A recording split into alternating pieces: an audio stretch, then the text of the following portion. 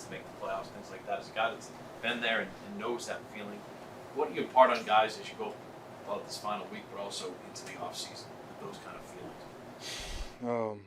To hold on to those feelings throughout the off season, and make sure that you train to the highest ability. Train every day. Reflect on your thought process during the season. Reflect on how you played during the season, so that when we come back next year, you're ready to be 10 times better than you were last time. Deatrich, Hunter Henry just kind of showered Alex M. Hilton praise for what he's brought as a first-year coordinator. I'm curious on the defensive side of the ball. How do you feel that Covington has made? What do you feel that he's brought to the defense, and how has he helped you as a player? Oh, most definitely. What Coach been with me, I think, my whole career. His love of understanding of the game is pretty cool in my opinion. He started out as a linebackers coach, then went to defensive line, then came back to linebackers. So and then now he learned a lot about the DBs and whatnot. So he's really been able to grasp the entire spectrum of what a defense should look like, how it should move, the integrals of a defense, and then also knowing which defenses to go against certain formations on offense. And he's a very intelligent coach. Every time I talk to him, he's able to lay out why we're doing certain calls, why we're doing these movements, things like that to trick the offense or to make them think we're in this coverage or that coverage. So he's very, very intelligent. So looking to see how his future continues to grow. Deatrich, here we are, the final week of the season. Any reflections on the season and getting to this point, and now it being finally the final week of the season? Yeah, I don't have any finalized reflections yet. I'll probably hold all mine until after everything's done. Yeah. Your contract is up though soon. Would you like to return? Yeah, I would love to return. I love it here. I love the Patriots, the nation, all that. And if everything works out to where I'm back, I enjoy it. And if not, then it was a wonderful time here. Deatrich, the Bills always said that Josh Allen will start the game, but probably won't play the whole game. What's that dynamic like of going up against a team that you know isn't giving 100% in a game? Say the last part again? Just that going up against a team that you know isn't going all in 100% to win a game. Really, we don't really care what they're doing over there. Our main job is to dominate the guys in front of us and get the win.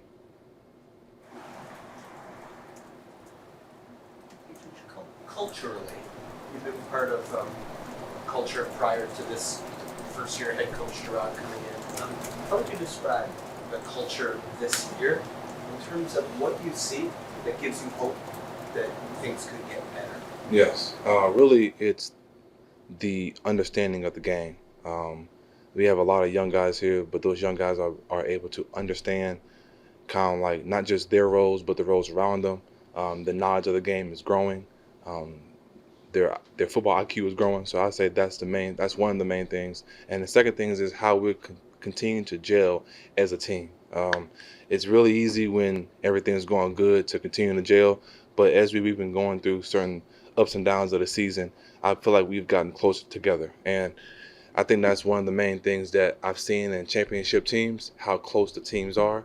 And I really feel like if we continue to stay close, we have the trajectory to move up by next year. Deatrich, I think we saw you talking in the locker room to Gillette after Saturday's game. Is that correct? Yes. What was the message that you were giving to Gillette? I like to keep those conversations between us, if you don't mind. Thank you.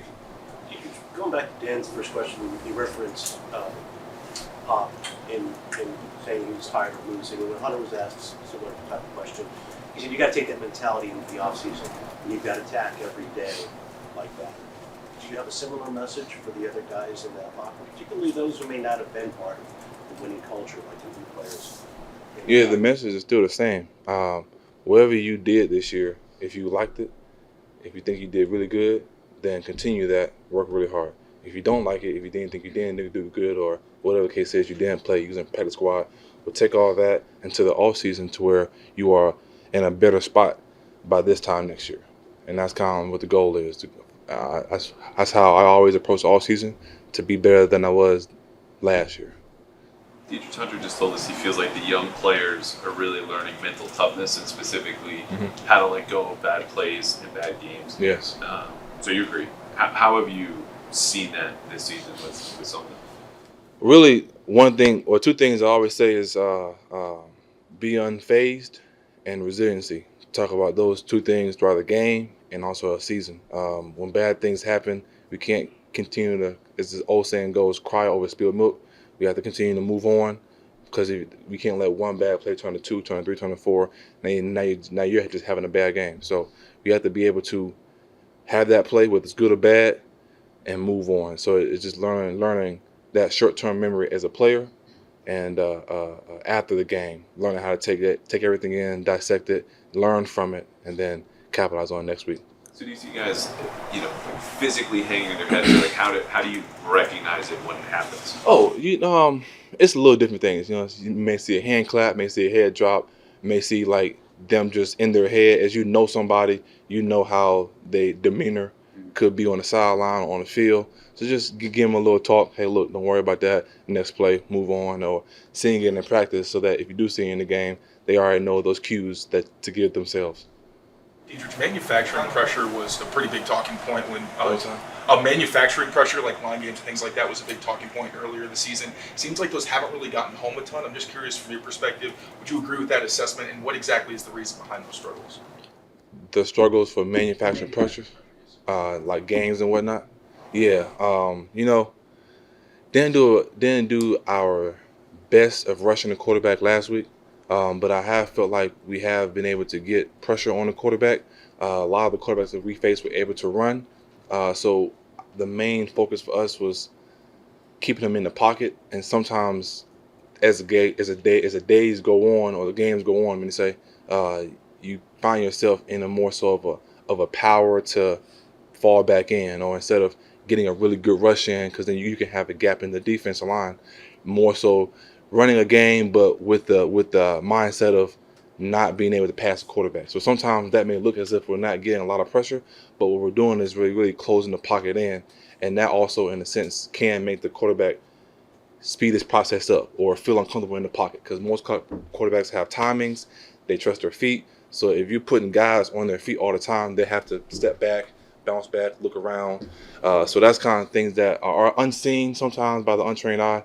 But as you watch defensive lines, yes, you do have the guys, and yes, we do need pressure a lot, penetrating the guy, making him bounce around or sacking him a lot more. But collectively, as a defensive line, our goal is we have quarterbacks who are very agile in the pocket. It's just to close the pocket in, make that pressure, make him feel the pressure throughout the game, and that's it. Thank you. What's up, guys? Happy New Year, guys. 2025. Let's rock. Did you make it to midnight? I did not. 2 kids. We get pretty tired pretty fast, so we did not. We did our New Year's kiss a little bit earlier. Any resolutions for 2025? I have a few. I'll keep those to myself, but I have a few. How would you describe the movement around the team, given the situation last game? Yeah. 3 wins, tough season. Yeah, I mean, obviously everybody's disappointed. Nobody's happy to be where we are. I mean, I think everybody can see that. This is not what we wanted for a season at all. No one comes into this wanting this at all. We don't put in all that work to put out the product that we've put out there. But we are where we are, and we have another game on the schedule. We signed up for 17 of them. So we're going to attack this week just like any other week, and I think a lot of guys are excited for that opportunity ahead. What has to change for this team to get out of the basement and climb up? Yeah, I mean, obviously we've had some bad games, but we've also been right there too in a handful of games. I mean, I think we need to be better in some of that situational football in a lot of aspects. And, if we flip half of those close games, I mean, maybe the season looks a little bit different. Obviously we all got to look ourselves in the mirror and try to get better personally. I know I'm going through this offseason, and I think that should be the main focus. I can't talk on, personnel and all that stuff. But I think, we were close in a lot of games. I mean, obviously there were some games that got out of hand. I mean, this past week was not good enough at all. But, you flip some of those close games, this season could look a tad different. Hunter, This past week did get out of hand, but really it's 2 weeks ago against the best team in football. The needle was the other way in terms of encouraging performance. Yeah. So from the outside, we're looking at it, and usually react most recently. Mm-hmm. But do you guys feel as if you're on the brink of breakthroughs at all? I mean, are those things in the games that sort of happen? Yeah, I mean it's hard. It's almost like, what have you done for me lately? In this league, it really. You can look at 2 weeks ago. You can look at a month ago. Oh, we played good in this game. It is really, I mean, it's a game by game league, man. It really is. But I mean, we got a lot of competitors in there, man. I think it goes back to like what the question before is just, we got to be more consistent and find that consistency. You're not going to be perfect playing this game at all, but if you can obviously stack more positive plays than negative plays and cut down the turnovers, cut down, the small details of different things. Like we've got to find a way to be more consistent as a football team. Can you drop off the point? How could you make that mistake? That's an honest mistake. That's a dry mistake. Are there still too many of those? Or have those kind of been washed away over the last? There's definitely still mistakes that are, can obviously you can look at the glaring like turnovers, like just a bad turnover on Sunday on just bad ball handling, giving them a plus field when we're already down 10-0, fumble. We just have timely turnovers a lot this year and a lot of timely penalties that are just costly for us, and it's a lot to overcome sometimes, and we put a lot of pressure on the defense sometimes, like when they're backed up and we're giving the other team an advantage and just handing them the ball. On the subject of consistency, some of us would say that the tight end group has been the most consistently productive position group for this team.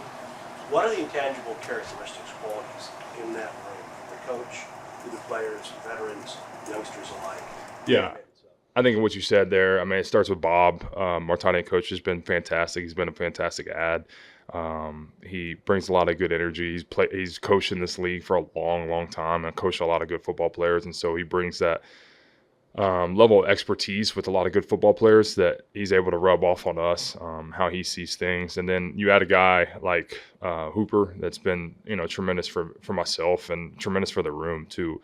And then we have, just valuable adds and Jaheim and Mitch and Jack Westover. I mean, we just have a really solid room, and it's a fun room to be in. It really has been. It's been a pleasure to be with all those guys this year because I feel like I've grown a lot just even in my 9th year, learning from Hoop, learning from Bob, learning from even some of the young guys. So it's been a really enjoyable, fun room. Hunter, adding to that consistency element, there's a lot of youth and inexperience on offense. So how hard is it to be consistent when you do have that youth and inexperience? And how can it sometimes be valuable long term to have all these young guys kind of thrown into the fire?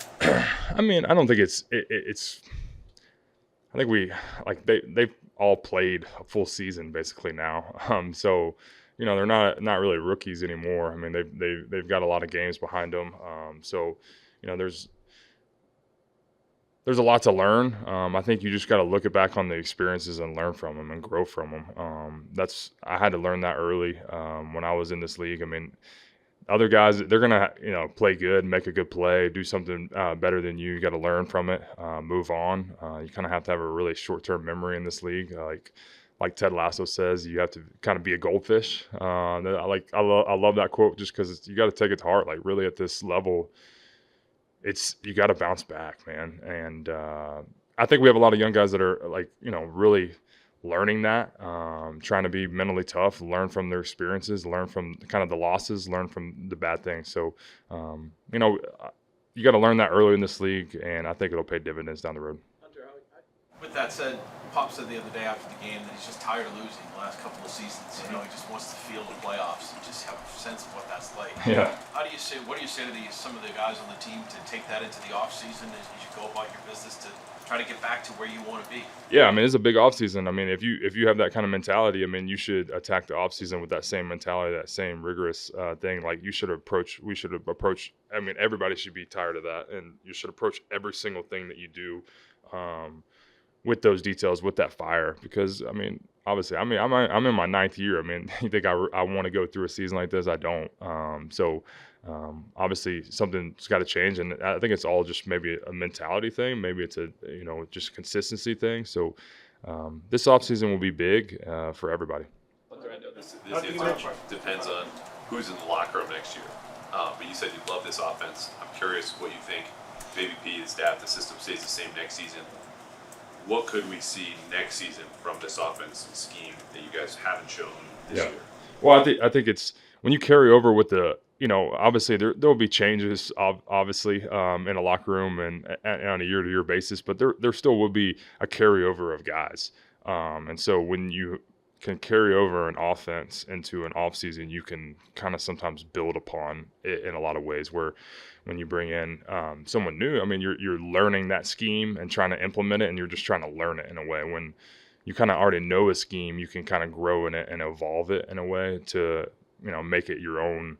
I can speak personally, like on routes and different things. If I already know the scheme and route, I can like kind of, it's my canvas. Like I can draw it this way, I can draw it this way. Like I can do routes different ways. And so I think when you just carry things over, I've loved AVP. I've loved the energy. I've loved the offense that he's brought here. I really do think it's a great scheme, and I think there's a lot of room for growth with everybody with it. You mentioned you've been here, you've been a player for 9 years. You've seen a lot. Aren't there, in your eyes, enough things in place here as a foundation to be able to build upon that growth you just talked about? Yeah, I do. Obviously we got a pretty good quarterback there. He's you need a good quarterback in this in this league. And so, you got to start there. He's got a lot of talent. He's got a great head on his shoulders. He's a tremendous leader, and he's only going to continue to grow in that. But, for sure, there's definitely a lot of pieces here. All right, guys.